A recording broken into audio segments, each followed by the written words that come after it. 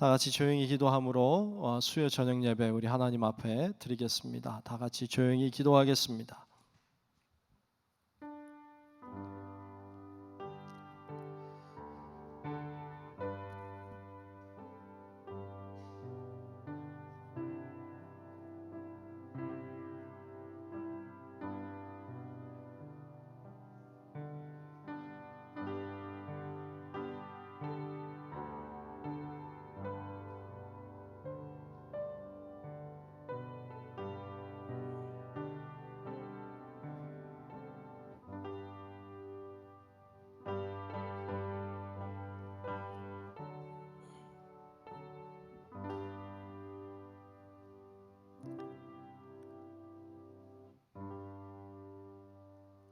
천지는 없어지려니와 주는 영존하시겠고 그것들은 다 옷같이 낡으리니 의복같이 바꾸시면 바뀌려니와 주는 한결같으시고 주의 연대는 무궁하리이다.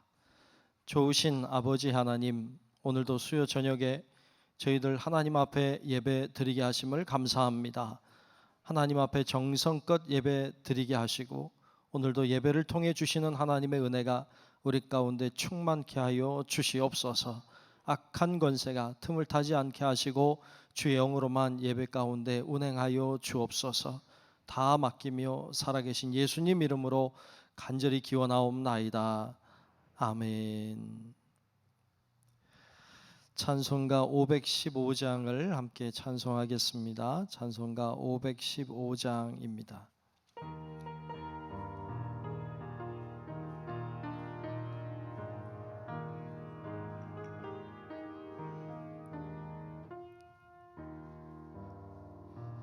눈을 들어 하늘 보라. 어지러운 세상 중에 곳곳마다 상한 영의 탄식 소리 들려온다. 빛을 잃은 많은 사람 길을 잃고 헤매이며 탕자처럼 기진하니 믿는 자여 어이할꼬. 눈을 들어 하늘 보라. 어두워진 세상 중에 외치는 자 많건만은 생명수는 말랐어라.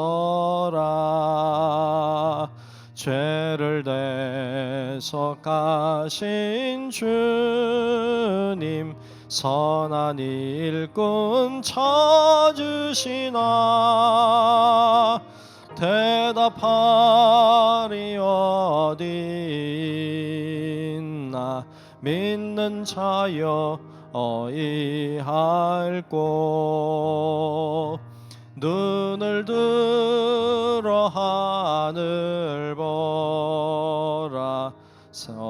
계신 주 하나님 약한 자를 부르시어 하늘 뜻을 전하셨다. 생명수는 홀로 예수 처음이요 나중이라. 주님 너를 부르신다. 믿는 자여 어이할꼬. 눈을 들어 하늘 보라. 다시 사신 그리스도 만 백성을 사랑하사 오래 참고 기다리네. 인내하신 우리 구주 의의 심판하시는 날 곧 가까이 많은데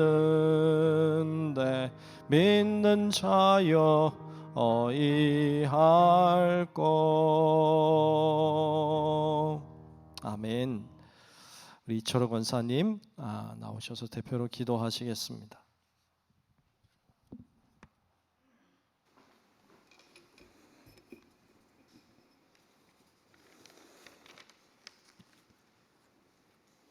기도하시겠습니다. 언제나 우리와 함께 계시고 사랑으로 돌봐주시는 하나님 아버지 감사합니다. 오늘도 이 예배를 기억하게 하시고 저희들을 주님 전에 불러주셔서 함께 예배하게 하시고 찬양과 영광을 주님께 드릴 수 있게 하심에 감사합니다. 하나님, 코로나로 인하여 많은 성도님들이 함께하지 못하고 어려운 상황 속에 있습니다. 저희들은 믿음이 흔들리고 그리스도의 복음에 합당한 생활을 하지 않고 우리에게 주시는 은혜도 망각한 채 죄를 범하고 있음을 고백하오니 용서하여 주시옵소서. 믿음이 연약해진 성도들, 고통에 시달리는 성도들, 주님의 도우심이 절대적으로 필요한 성도들이 있습니다. 주님의 사랑으로 외로운 마음들을 위로받게 하시고 믿음을 회복하게 하시고 주님의 자녀로서 행복과 기쁨을 느끼며 건강 또한 지켜주시옵소서. 이 시간 우리 교회 학생들을 위해 기도합니다. 어려서부터 말씀으로 성장하게 하시고 세상의 유혹에 흔들리지 않게 하시고 수고하는 교사들에게 지혜와 성령의 능력을 더하여 주셔서 어린 영혼을 위해 수고하며 애쓸 때마다 풍성한 열매들이 나타날 수 있도록 은혜 베풀어 주시옵소서. 학생들이 말씀으로 잘 양육되어 한국 교회의 미래와 하나님의 나라의 소망이 되게 하여 주시고 우리 자녀들을 통해 이루어 가실 하나님의 꿈을 즐겁게 바라보며 기도와 믿음으로 주일학교 아이들을 세워갈 수 있도록 인도하여 주시옵소서. 이번 중고등부 수련회를 사고 없이 무사히 마칠 수 있게 인도하심에 감사드립니다. 수련회를 위해 기도와 후원 그리고 열악한 환경 속에서도 먼 길 오셔서 수고와 헌신해 주신 많은 분들과 또 예배를 위해 섬기는 각 기관들, 보이지 않는 곳에서 일하시는 모든 분들에게 기쁨과 은혜가 충만하게 하시고 말씀을 붙잡고 선교지에서 수고하시는 주님의 일꾼들에게 주님을 향한 열정이 식지 않도록 언제나 성령 충만함을 채워주시옵소서. 말씀을 전하실 담임 목사님에게 주님이 함께하여 주시며 주시는 말씀이 우리를 깨우치고 살리고 풍성하게 하는 영의 양식이 되게 하옵소서. 또한 말씀의 능력과 권능을 주시고 피곤치 않게 하시고 가정과 건강도 지켜주시옵소서. 이 시간 우리가 드리는 예배가 우리의 온 마음과 뜻과 정성을 다하는 예배가 되게 하여 주시옵고 모든 영광을 주님께 드립니다. 기뻐 받아 주시옵소서. 예수님 이름으로 기도드립니다.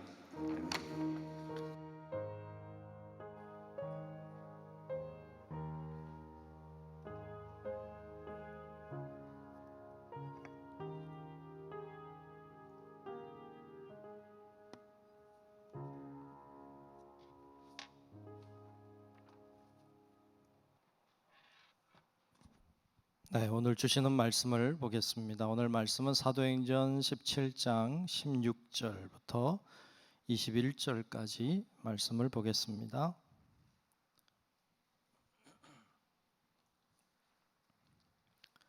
사도행전 17장 16절부터 21절까지 말씀 보겠습니다.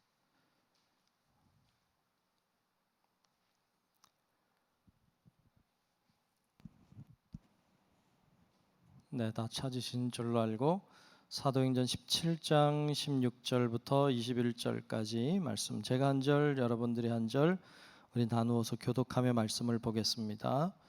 바울이 아덴에서 그들을 기다리다가 그 성에 우상이 가득한 것을 보고 마음에 격분하여 회당에서는 유대인과 경건한 사람들과 또 장터에서는 날마다 만나는 사람들과 변론하니 어떤 에피쿠로스와 스토아 철학자들도 바울과 쟁론할세 어떤 사람은 이르되 이 말쟁이가 무슨 말을 하고자 하느냐 하고 어떤 사람은 이르되 이방 신들을 전하는 사람인가 보다 하니 이는 바울이 예수와 부활을 전하기 때문이러라.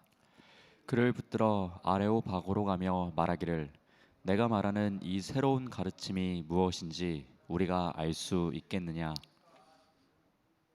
내가 어떤 이상한 것을 우리 귀에 들려주니 그 무슨 뜻인지 알고자 하노라 하니 모든 아덴 사람과 거기서 나그네 된 외국인들이 가장 새로운 것을 말하고 듣는 것 이외에는 달리 시간을 쓰지 않음이더라.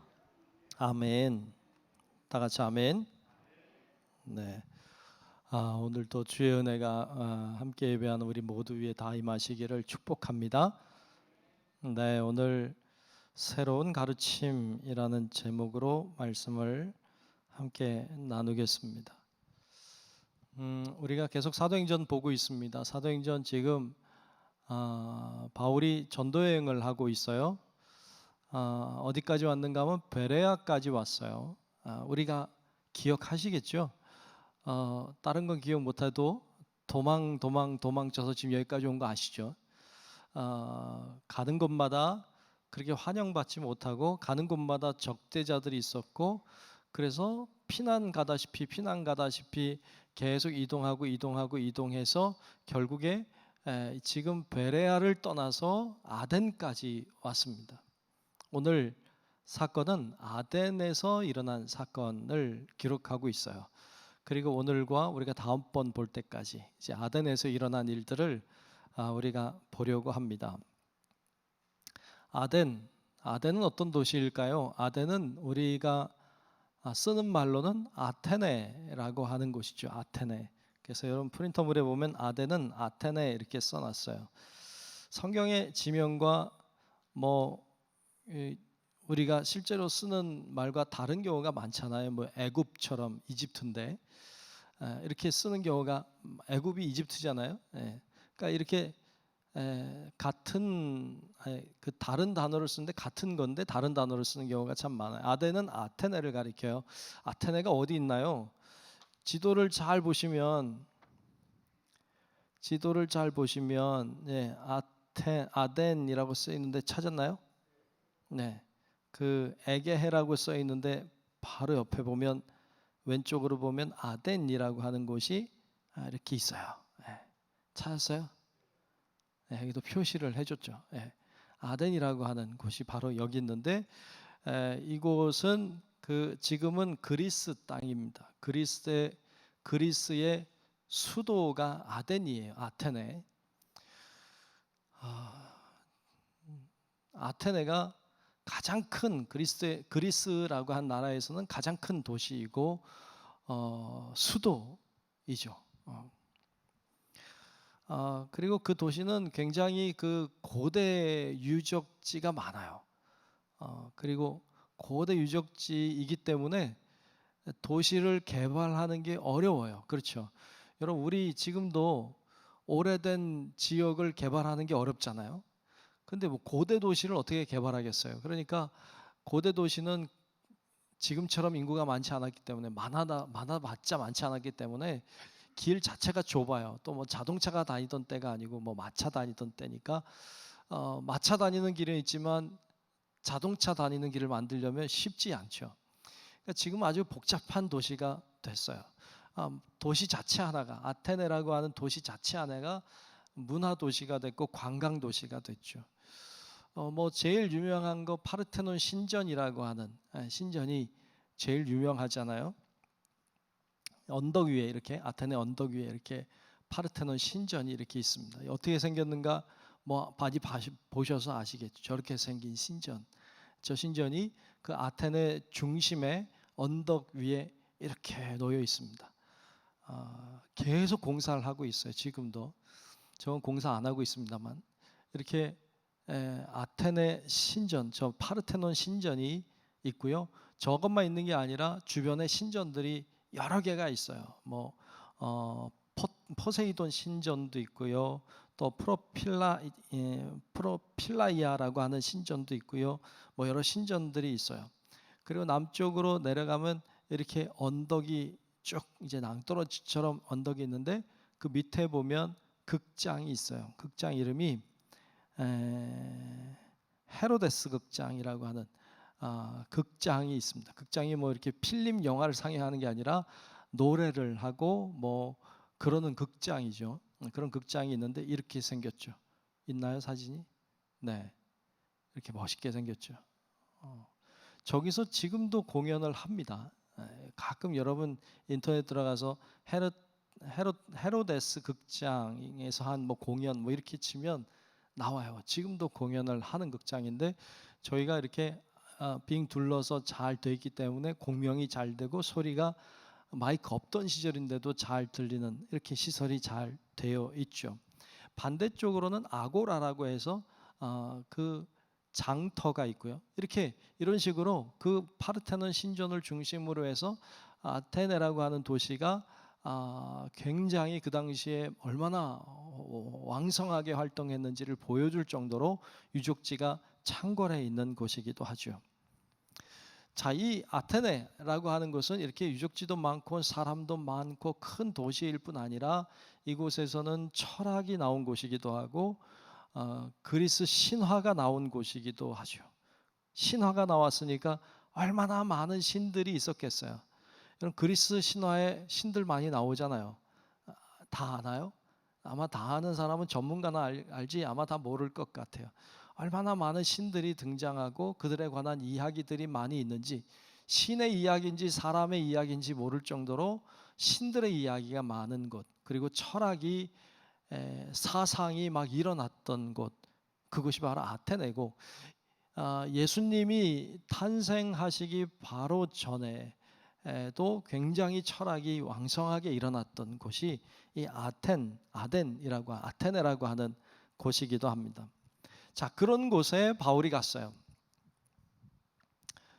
바울이 가서 보니까 기가 막히죠.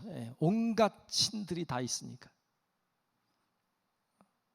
큰 도시인데 온갖 신들이 다 있고 호화롭고, 그리고 사람들은 말하기를 좋아하고, 이런 도시 분위기를 보니까 기가 막혔어요. 그래서 오늘 본문 16절에 보면 바울이 그렇게 이야기해요. 자, 16절을 한번 보겠습니다. 바울이 아덴에서 그들을 기다리다가, 누굴 기다리나 하면 실라와 디모데를 기다리는 거예요. 우리가 앞에서 봤습니다만 베레아를 떠나올 때 바울만 도망왔어요. 그리고 그들은 남아 있었거든요. 그들이 빨리 돌아오라고 요청해 놓은 거예요. 그래서 그들이 올 때까지 지금 아덴에서 어찌 보면 혼자 지금 돌아다니는 거죠. 자, 바울이 아덴에서 그들을 기다리다가 그 성에 뭐가 가득해요? 우상이 가득한 것을 보고 마음에 격분하여 그랬어요. 우상이 가득한 걸 보고 바울의 마음이 격분했어요. 화가 났어요. 분노가 일어난 거예요. 우상이 많으니까. 아테네는 신화의 도시니까 얼마나 신이 많았겠어요. 그러니까 막 너무 그 우상 숭배가 많으니까 아마 싫었던 것 같아요. 이 말씀 묵상하는데 예전에 갔던 곳이 하나 생각이 났어요. 예전에 그 인도네시아 그 선교지를 방문했다가 거기서 가까운데 발리 섬이 있다고 해서, 발리 유명하잖아요. 뭐 발리에서 생긴 일 뭐 이래서 발리 뭐 좋겠다 이렇게 생각하고 발리가 멀지 않아서 이렇게 갔던 적이 있어요. 근데요 모르겠어요. 여러분 발리 갔다 오신 분들 계시는지 모르겠는데 저는 너무 싫었어요. 정말 싫더라고요. 뭐 습한 도시이기 때문에 싫기도 하지만 우상이 얼마나 많은지 몰라요. 저는 우상이 많아도 그렇게 많은 데는 처음 봤어요. 정말 많더라고요. 그래서 발리는 제 이미지 속에는 우상이 가득한 곳, 이렇게 생각의 이미지로 남았어요. 여러분 집이 이렇게 한 칸 있잖아요. 집이 한 칸 있으면 그 사이즈만큼 옆에 신당이 있어요. 집 사이즈만큼의 신당이 있어요. 그 옆에 집이에요. 집 옆에는 또 그 사이즈만큼의 신당이 있어요. 야, 이 집마다 신당이요, 그 사는 집만큼 있더라고요. 전 그런 데는 처음 봤어요. 얼마나 많은지요. 그리고 거리마다 이 우상에게 바쳐진 제물들이 막 그 뭐 나무 밑에도 있고 길거리에도 있고 막 그 곡식들이 뭐 이런 그 음식들이 막 나뒹굴어 다녀요. 아, 지저분하고 막 더럽고 막 그 영적인 느낌도 나쁘고. 그래서 발리 그러면 저는 별로야. 여러분들 혹시 갈 일 있으면 가서 뭐 이렇게 보는 것도 좋지만 그런 것도 볼 필요가 있겠더라고요. 그렇게 살더라고요. 아마 바울이 갔을 때 아덴이라고 하는 곳에 갔을 때 그런 느낌이지 않았을까? 말씀을 묵상하다가 그런 생각이 들었어요. 힌두교가 그렇잖아요. 힌두교. 3대 세계 종교를 꼽으라고 하면 기독교, 그리고 이슬람교, 그리고는 힌두교를 꼽기도 해요. 근데 이 힌두교는 우리 기독교는 유일신교예요. 우리는 하나님 한 분을 믿어요. 맞죠? 네, 우리는 하나님 한 분을 믿어요. 그런데 힌두교에서는 다신을 믿어요. 여러 종류의 신들을 믿어요. 물론 특별히 좋아하는 신이 있고 다 좋아하는 신도 있어요. 그런데 하나의 신만 믿는 사람은 거의 없어요. 이 신도 믿고 저 신도 믿고 이 신도 믿고 요 신도 믿고 다 골고루 막 이 신 저 신 다 믿어. 그 인도의 힌두교는요, 사람 수보다 신의 수가 많다고 얘기해요. 예. 무슨 얘기인지 아시겠어요? 예. 날이 더워서 다 퍼지셨는지. 사람 수보다 신의 수가 많다는 거예요. 신이 얼마나 많은지 몰라요. 다 신이야. 뭐 여기도 신이 있고요, 이 책에도 신이 있고요, 이게 컵에도 신이 있고요, 컵 받침에도 신이 있어요. 옷에도 신이 있고요. 신이 없는 게 없어요. 다 신이에요. 그래서 이렇게 선교하러 가는 선교사들이 힘들어하는 동네가 힌두교를 믿는 곳이에요. 이슬람은 워낙 강성이라, 워낙 강하니까 막 때려부시고 막 죽이고 막 이러니까 어렵지만 힌두교는 그렇게는 안 하는데, 예수 믿으세요 그러면 믿겠다고 그런대. 그래서 신이 나서 믿겠다니까, 내가 드디어 열매를 맺는다 그래서 열심히 복음을 전하면 잘 듣는데요. 예수님 믿으시라고 그러면 믿겠다고 그런대. 영접기도 하자 그러면 영접기도 다 한대요. 그래서 한 명 얻었다 막 그러는데, 알고 보면 하나님만 믿으라고 말하면 왜 하나님만 믿냐고 그런대. 하나님만, 한 신만 믿어본 적이 없어. 그러니까 이 신도 믿고 저 신도 믿고 이 신도 믿고 예수도 믿고, 여러 신 중에 하나로 믿어. 그래서 그들은 그렇게 얘기한대요. 나는 예수 믿는 힌두교 신자다, 이렇게 말한대요. 예수 믿는 힌두교 신자는 좀 웃기잖아요. 그래서 선교사들이 인도같이 힌두교가 많이 있는 지역에서는 선교하기가 정말 어렵다고 말해요. 하나의 신만 믿는 개념이 없는 거예요. 그러니까 그런 배경과 그런 분위기에서 살아가고 있는 아덴이라고 하는 곳에 바울이 간 거죠. 그곳에서 복음을 전해요. 그런데 열매가 있겠습니까? 자, 그들과 충돌을 하죠. 그래서 오늘 본문 17절에 보면 이렇게 말씀했어요. 회당에서는 유대인과 경건한 사람들과 또 장터에서는 날마다 만나는 사람들과 변론하니, 그랬어요. 회당에 갔겠죠. 여러분, 바울의 선교하는 그 스타일을 알죠. 우리 이제 알아야 돼. 바울은 맨 처음에 어느 도시에 간다 그러면 제일 먼저 가는 게 회당이에요. 회당부터 찾아 회당에 안식일 날 들어가서 말씀을 전할 수 있는 기회를 타서 기회가 주어지면 말씀을 전해요. 계속 말씀을 전하는 거예요. 그래서 그곳에서 복음을 통해서 사람들이 변화되고 믿는 자들이 나오게 하는 게 바울의 선교 전략이었어요. 그래서 여기서도 아데네에서도 회당에서 복음을 전했겠죠. 근데 그들이 받아들이려고 하지 않았던 것으로 보여요. 장터에 나가서도 날마다 만나는 사람에게 복음을 전했죠. 그런데 그들에게도 잘 복음이 들어가지 않아. 그러니까 변론을 해요. 계속 얘기를 한단 말이죠. 어려웠을 거예요. 그리고 그들의 모습이 답답하고 안타까웠을 것이 분명해요. 자, 그런데 오늘 본문 18절에 보면 이렇게 이어서 이야기합니다. 자, 18절을 보겠습니다. 어떤 에피쿠로스와 스토아 철학자들도 바울과 쟁론할세. 어떤 사람은 이르되 이 말쟁이가, 바울이 말을 잘했나 보죠. 이 말쟁이가 무슨 말을 하고자 하느냐 하고, 어떤 사람은 이르되 이방 신들을 전하는 사람인가 보다 하니 이는 바울이 예수와 부활을 전하기 때문이러라 그랬어요. 아멘. 여기 보면 에피쿠로스와 스토아 철학자들이라고 나와요.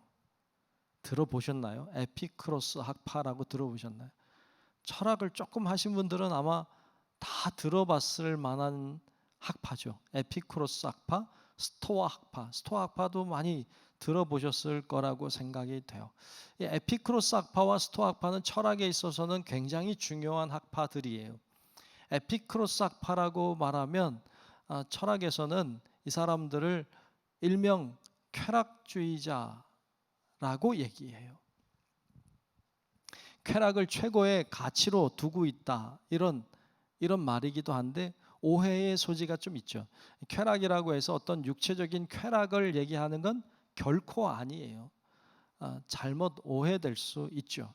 이 에피쿠로스 학파는 사실은 그 에피쿠로스라고 하는 사람의 사상에서부터 나온 철학인데, 이 에피쿠로스가 얘기하는 건 이 세상을 그러니까 이 옛날 그 철학들은 관심이 인간의 어떤 행복에 대한 관심, 그리고 더불어 그 인간이 살아가고 있는 자연에 대한 관심이 많았어요. 그러니까 이 자연을 바라볼 때, 이 학자가 바라볼 때 자연이라고 하는 것은 크게 두 가지로 구성이 되어 있더라. 하나는 물체, 또 하나는 공간. 그러니까 물체와 공간으로 이 우주가 구성이 되어 있다고 생각했어요. 맞죠, 그죠? 근데 또 이렇게 철학으로 가면 또 골치 아프죠, 그죠? 골치 아프긴 한데 또 알 필요가 조금 있어요. 뭐 저도 잘 모르지만 아주 기본적인 것만 살짝 보면 하나님과 관계된 것만 보려고 해요. 근데 이 우주 만물이 물체와 공간으로 되어 있다는 거죠. 그렇죠? 물건이 있으면 물건과 물건 사이가 있는 거죠.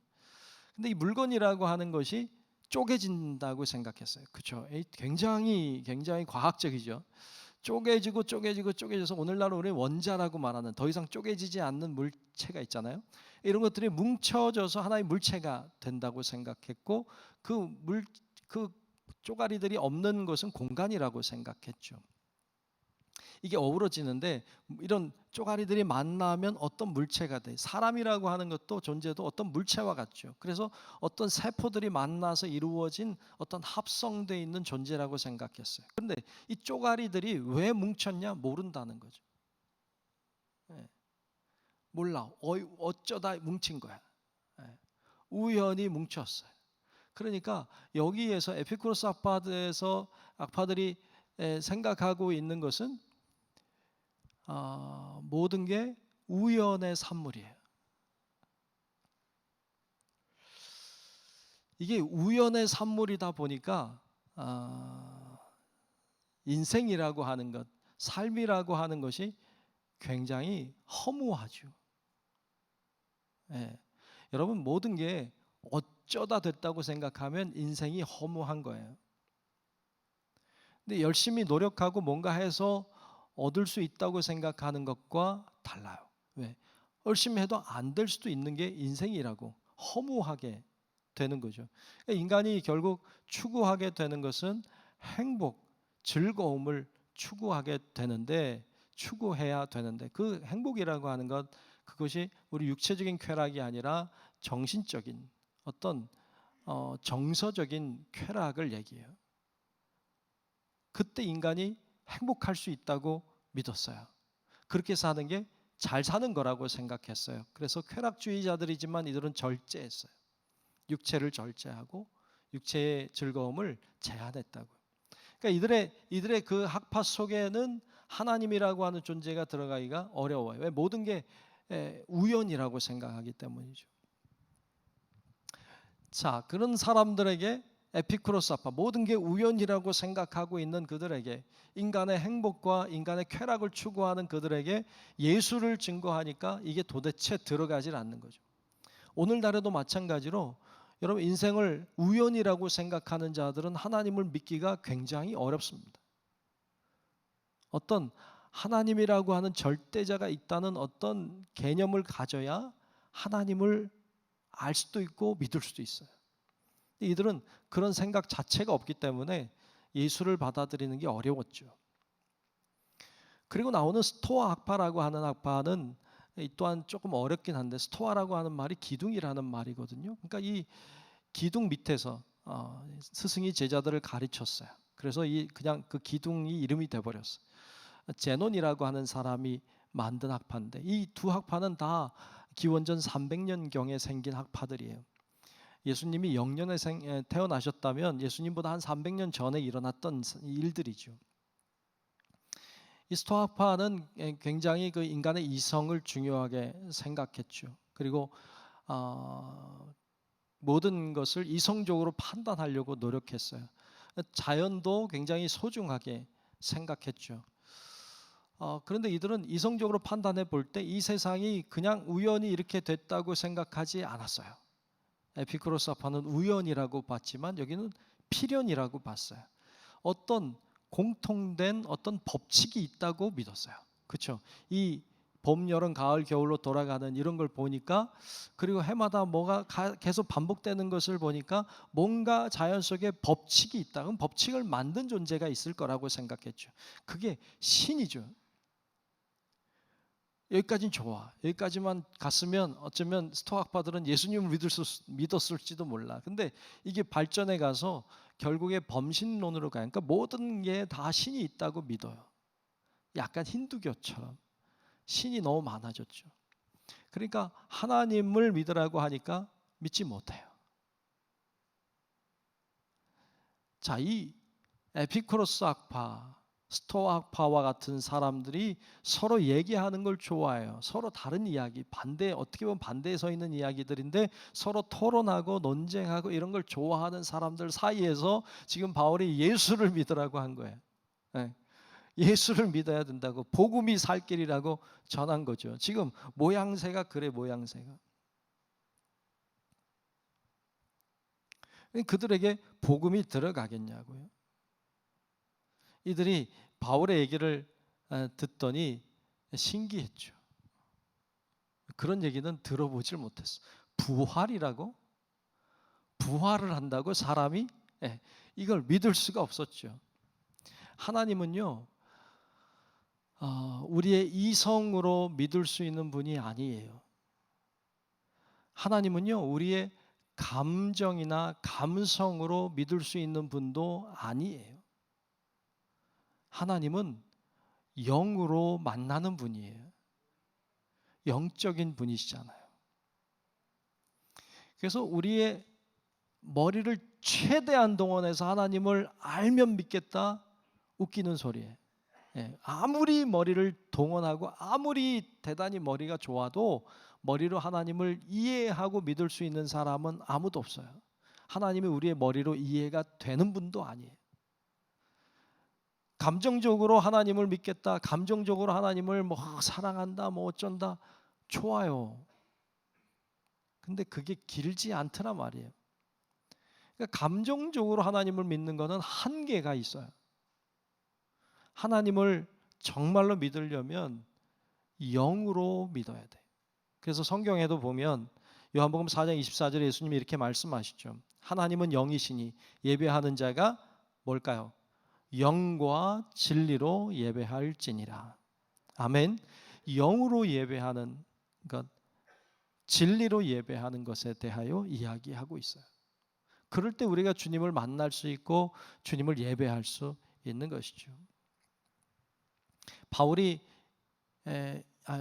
아닌 이 에피쿠로스 학파나 스토아 학파는 지식으로 혹은 감정으로 신을 알 수 있을 것처럼 어쩌면 그렇게 얘기했을지 몰라. 그러나 그거로 되는 게 아니었어요. 바울이 얘기하고 있는 건 영에 관한 얘기를 하고 있는 거죠. 부활에 관한 얘기를 하니까 부활이 어떻게 이성적으로 이해가 되겠습니까? 감정적으로 깨달을 수가 있겠습니까? 영으로 주님을 만나는 자가 믿어지는 것이죠. 그래서 우리가 신앙생활 하지만 여러분 우리가 이성적인 것도 좀 내려놓을 필요가 있어요. 또 물론 완전 내려놔서 바보가 되면 안 되지. 감정적인 것도 좀 내려놓을 필요가 있어요. 그리고 영으로 주를 만나려고 사모함으로 나아가야 돼. 그때 우리는 주님을 알게 되고 만나게 될 줄로 믿습니다. 자, 그렇게 부활에 대하여 말하니까 사람들이 신기하다. 이 말꾼이 뭘 하려고 그러는가? 그래서 그를 데리고 어디론가 갑니다. 자, 오늘 본문 19절 20절 보면 이렇게 말씀했어요. 19절 20절 보면 그를 붙들어 아레오바고로 가며 말하기를 내가 말하는 이 새로운 가르침이 무엇인지 우리가 알 수 있겠느냐? 내가 어떤 이상한 것을 우리 귀에 들려주니 그 무슨 뜻인지 알고자 하노라 하니 그랬어요. 무슨 말인지 좀 제대로 한번 들어보자. 그리고 그를 데리고 아레오바고라고 하는 곳으로 갑니다. 이 아레오바고라고 하는 것은 아테네, 아까 우리가 봤던 파르테논 신전이 있는 바로 그 밑에 큰 바위가 하나 있는데 그 바위가 아레오바고예요. 그리 멀지 않아요. 바로 보이는 바로 밑에 있어요. 이렇게 생겼어요. 예, 저렇게 생겼어요. 밑에서 보면 저래요. 근데 저 아레오바고라고 하는 것은 본래 법정이었어요. 그래서 누군가가 잘못한 사람 데려다 놓고 저 위에서 판결을 내려. 그럼 뭐 사형이라든지 뭐 몇 년 징역형이라든지 뭐 내리면 그런 법정이었는데 나중에는 귀족들이 모여서 회의를 하는 장소가 됐고 나중에는 토론의 장소가 됐어요. 그러니까 바울이 저기 올라가서 복음을 전한 거죠. 지금도 아테네에 가면 파르테논 신전 밑에 저 아레오바고가 이렇게 있습니다. 수많은 사람들이 올라가서 사진도 찍고 지금도 뭐 그렇게 하는 곳입니다. 되게 의미가 있다고 생각하죠. 이 아레오바고라고 하는 곳에 가서 바울이 이제 말을 하게 돼요. 복음을 전하게 됩니다. 그 아레오바고에서 복음을 전한 내용이 22절부터 우리가 다음 주에 볼 22절부터 나오는 내용은 아레오바고에서 전한 바울의 복음이에요. 신기하죠. 뭐가 신기한가 하면 때때로 그런 생각이 들어요.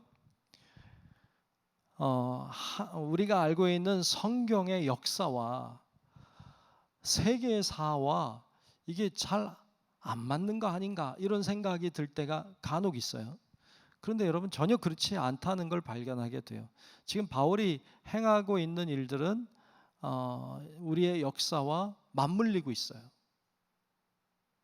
여러 가지 학파들도 나오고 장소도 그렇고 아레오바고라고 하는 특정한 장소도 그렇고 이런 것들이 다 맞물려서 역사 속에 일어나고 있는 하나님의 역사를 보여주고 있습니다. 그런 의미에서 이 모습이 굉장히 신기하고 독특하다라고도 할 수 있을 것 같습니다. 자, 이렇게 바울이 그러한 상황에서도 복음을 전했습니다. 그리고 오늘 말씀 맨 마지막 절 21절에 보면 이렇게 말씀하고 있죠. 모든 아덴 사람과 거기서 나그네 된 외국인들이 가장 새로운 것을 말하고 듣는 것 이외에는 달리 시간을 쓰지 않음이더라 그랬어요. 세상 좋겠죠. 좋아 보이지 않아요? 이 사람들은 새로운 얘기 듣고 말하고 그거 외에는 달리 시간을 쓰지 않았대. 맨날 얘기하고 맨날 듣고 말하길 좋아하고 뭐 이런 사람들이었던 거죠. 태평해 보이고 좀 어찌 보면 좀 한심해 보이기도 하고 먹는 걱정을 안 하는 사람들이었겠죠. 그렇게 사는 사람들이 그곳에 많았어요. 이들은 지적인 호기심들이 많았던 사람이에요. 그래서 뭔가 궁금하고 새로운 얘기 없는가 이런 궁금증을 가지고 살았던 사람들이죠. 그런데 이런 호기심을 가지고 그리고 어떤 새로운 사상을 듣는 걸 좋아하고 했던 사람들에게 복음이 들어갔느냐? 그렇지 않았어요. 그들에게 복음이 들어가지 않았어요. 여러분, 지금 바울이 아덴에 와서 복음을 전하고 있지만 하나님의 특별한 역사가 일어나지 않고 있는 걸 볼 수 있어요. 하나님이 다른 지역에서는 병들도 고치고 뭐 기적도 일어났는데 아덴에서는 아무런 역사도 일어나지 않습니다. 한 가지 분명하게 깨닫게 되는 것은 자기 생각이 꽉 박혀 있는 사람, 단순히 지적인 호기심으로 하나님을 알려고 하는 사람, 어떤 그냥 말하기 좋아하고 듣는 것 좋아하고 그냥 노는 것 좋아하는 사람들 사이에는 하나님의 복음의 역사가 일어나지 않는다는 걸 발견하게 돼요. 여러분, 그래서 우리 안에 있는 이런 주장들, 고집들을 내려놔야 돼요. 이게 내려지지 않으면 복음의 역사가 일어나지 않더라고요. 지적인 호기심이 아니라 하나님에 대한 사모함이 있을 때 복음의 역사는 일어나는 거지, 단순히 지적인 호기심을 가지고 성경을 읽어도 그냥 지적인 호기심의 성경을 읽을 때 주님을 만나는 게 아니더라고요. 아브라함이 이삭을 낳고 이삭이 야곱을 낳았다고 하는 지식이 우리들에게 주님을 만나게 하지 않아요.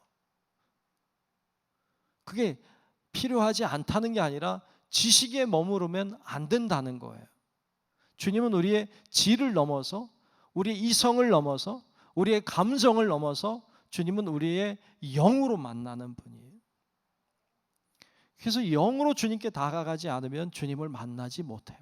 그곳에는 하나님의 역사가 일어나지 않아요. 여러분, 그러므로 우리 모든 성도 여러분들도 정말로 나의 모든 것, 내 생각들, 어떤 고정관념들, 어떤 내가 기준 삼았던 것들, 어찌 보면 나의 감정도 사상도 다 내려놓고, 그리고 주님 복음 앞에 맨몸으로 섰을 때, 그때 우리는 주님을 영으로 만나게 되고, 영으로 만날 때 주님이 우리 가운데 일하시고 역사하시고 능력을 베풀어 주실 줄로 믿습니다. 그게 신앙의 길을 걸어갈 수 있는 좋은 방법임을 오늘 말씀을 통해서 발견하게 됩니다. 아덴에서는 우리가 다음에도 보지만 이 큰 도시에 사람이 그렇게 많은데 바울이 다니면서 복음을 전했지만 하나님의 역사가 일어나지 않았습니다. 굉장히 안타까운 일이죠. 여러분, 하나님이 역사하실 수 있도록 우리가 늘 열어드리는 우리 성도 여러분들이 되시기를 주의 이름으로 축원합니다. 기도하겠습니다. 하나님, 오늘 말씀을 나눴습니다. 아덴에서 복음을 전했던 바울을 봅니다. 하지만 복음을 받아들이지 않고 자기들의 생각과 사상에 갇혀서 주님을 보지 못했던 어리석은 이들도 보았습니다. 하나님, 우리 안에 있는 생각들, 주장들, 고집들 다 내려놓게 하시고 주님 앞에 알몸으로 서는 저희들 되게 도우셔서 주님이 우리를 새롭게 만지시고 새롭게 은혜 주시고 우리를 영으로 만나시는 주님을 경험할 수 있도록 우리 모두에게 큰 은혜를 베풀어 주시옵소서. 예수님 이름으로 간절히 기도하옵나이다. 아멘. 다 같이 찬송가 400장 함께 찬송을 부르겠습니다. 찬송가 400장입니다.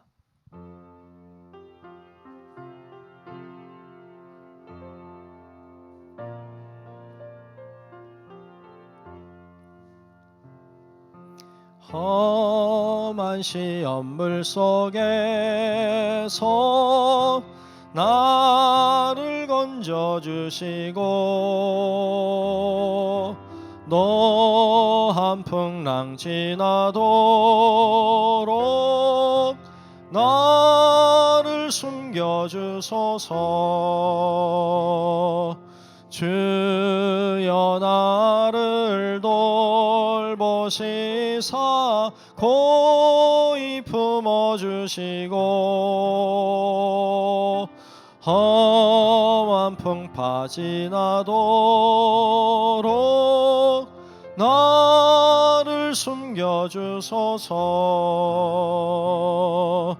권세 능력 무한하사 모든 시험 이기고 풍랑까지 다스리는 주님 앞에 비오니 주여 나를 돌보시사 고이 품어주시고 험한 풍파 지나도록 나를 숨겨주소서. 죄악길에 빠진 이 몸 캄캄한데 헤매며 부르짖는 나의 원 들으소서. 내 주여 주여 나를 돌보시사 고이 품어주시고 험한 풍파 지나도록 나를 숨겨주소서.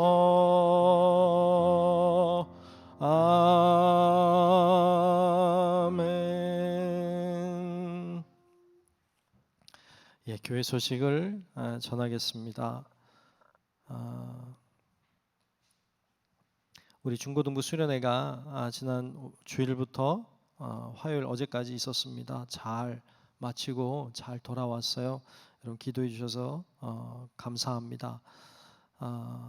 그리고 우리 차영수 선교사님, 이제 그 따님 되시는 차영미 선교사님이 아마 지금 오고 있는 중으로 알고 있습니다. 오늘 저녁에 도착하는 걸로 알고 있는데 가능하면 연락을 좀 들어오면 해달라고 했으니까 연락이 올 것 같고요.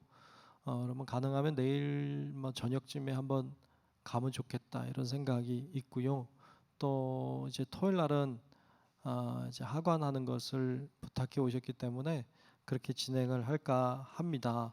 여러분들이 가능하면 좀 조문도 하시고 같이 가면 좋을 것 같습니다. 문자로 공지를 하도록 그렇게 하겠습니다. 자, 우리 모두 일어나셔서 찬송가 620장 1절을 함께 부르겠습니다.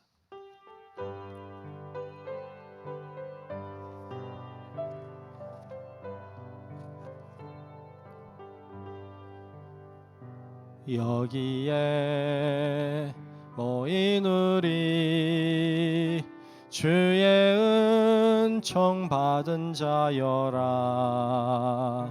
주께서 이 자리에 함께 계심을 아노라. 언제나 주님만을 찬양하며 따라가리니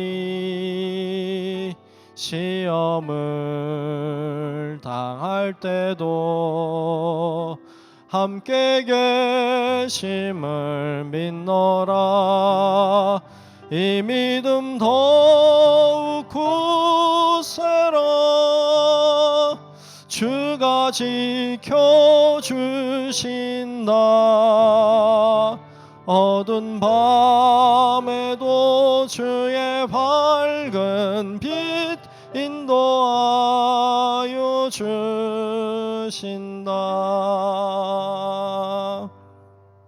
지금은 우리의 생명의 구주이신 예수 그리스도의 크신 은혜와 하나님 아버지의 놀라운 사랑과 성령님의 크고 놀라우신 그 은총이 이 시간 우리가 어떤 상황에서도 주님을 바라보고 다른 것 다 내려놓고 주님을 영으로 만남으로 새롭게 하나님 앞에 쓰임받으며 구원받는 자들을 날마다 더하게 하는 그런 하나님의 사람으로 세워지기를 소망하는 우리 사랑하는 모든 성도들 머리 위에 이제로부터 영원토록 함께 하시기를 간절히 축원하옵나이다. 아멘.